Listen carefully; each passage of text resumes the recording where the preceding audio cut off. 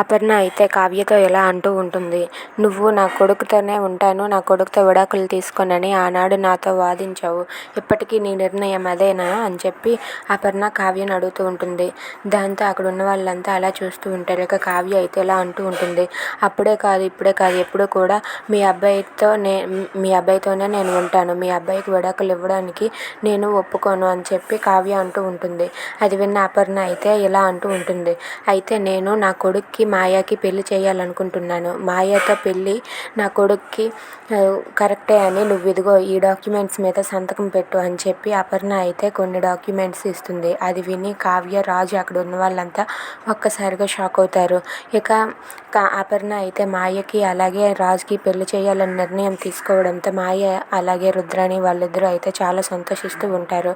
ఇక ఆ డాక్యుమెంట్స్ మీద సంతకం చేస్తేనే నువ్వు ఈ ఇంట్లో ఉండు, లేకపోతే విడాకులు తీసుకొని ఈ ఇంట్లో నుండి వెళ్ళిపో అని చెప్పి అపర్ణ కావ్యతో అంటూ ఉంటుంది. అది విని కావ్యరాజు ఒక్కసారిగా షాక్ అయ్యి అలా ఉండిపోతారు. Thanks for watching friends. Please subscribe our channel. Thank you.